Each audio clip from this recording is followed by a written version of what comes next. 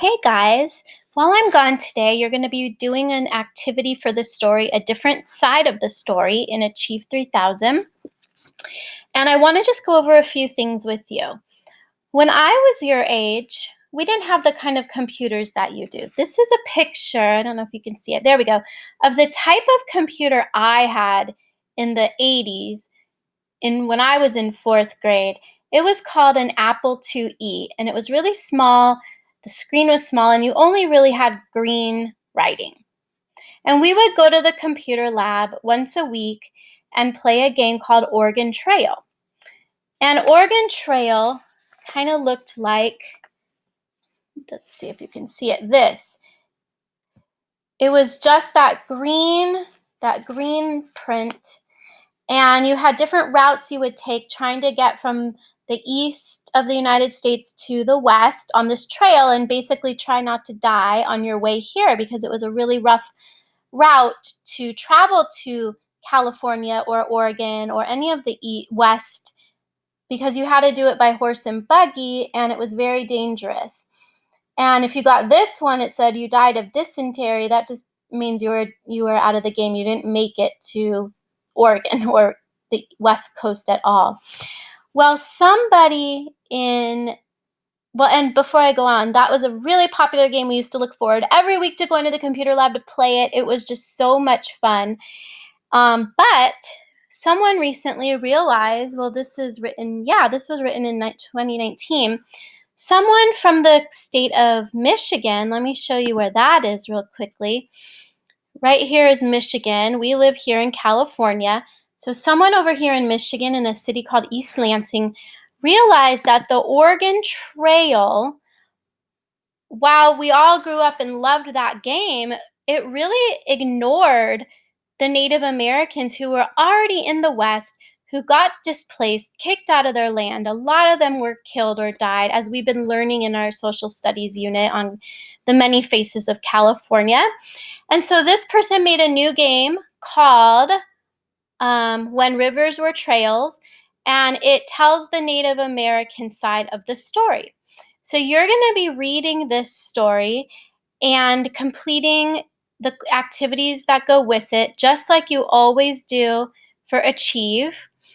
The difference this time is that you'll notice there aren't the little arrows under each paragraph to stop and summarize. So what I'm expecting you to do instead is to read the story more than once. Maybe listen to it once, then try reading it once or twice before you go to the activities. Let's go over the vocabulary real quickly just to make sure you understand it. We have the word colonist, and this is a person who helps to create a colony. So remember like when we talked about Cabrillo coming over from Spain and he claimed California, he made that a colony of Spain. When the Pilgrims came over or other Europeans came over to the East Coast, they made all those colonies in the east of the United States. They formed a new land that they claimed for their country. We also have the word descendant, and that is someone who is related to a person or group of people who lived in the past. So you, for example, are a descendant of your parents and your grandparents and your great-grandparents. And so if we're talking about something related to the story, Native Americans that are still around today are descendants of the Native Americans that were alive during this westward expansion of California and the United States, and when the story, the Oregon Trail, takes place. We have displace, and that's where it's to be forced, like where people are forced or animals are forced to leave an area, just like we learned the Native Americans were forced off their land and into the missions, that they were displaced. Ishi, for example, was forced out of his land and displaced into hiding or by himself for 40 years. So that's an example of displaced. To inspire is to cause something to happen or be created. Someone can inspire somebody else, or an event can inspire something. Like the fact that the Oregon Trail didn't recognize what the Native Americans went through during this time, that inspired this man from Michigan to make a new game that told that story.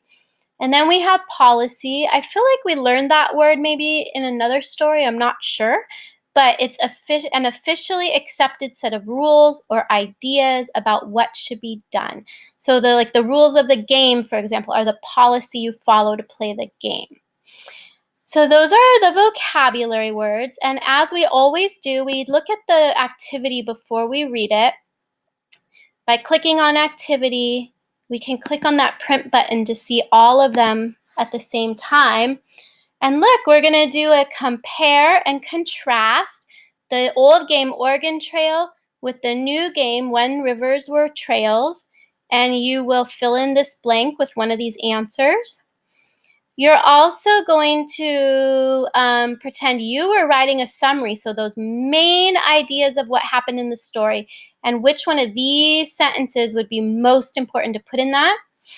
There's a little excerpt from the article, and why do you think the author tried to include or included this part of the story? There's a very important purpose for that. A synonym for colonist, which is one of our words we just discussed. Which passage from the article best supports the idea that 19th century Native Americans were not always treated well? So which one of these shows that Native Americans were not treated well? And which information is not in the article? You're really going to want to click on refer to article for this one. 3 of these things are in the article.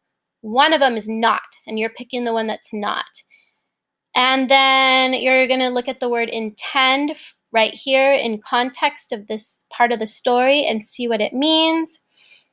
And based on the article, so when you're referring to the article, you'll decide which of these is most likely to happen. So once again, you are going to read or listen to the article at least 2 or 3 times. You also can watch this little video as just a clip of the game. And then you will go to the activity and answer the questions. Your goal is to get 75% or higher. Let's get those Lexiles up or maintained if you already have really high Lexile levels. I hope you're doing really well today, and I will see you tomorrow.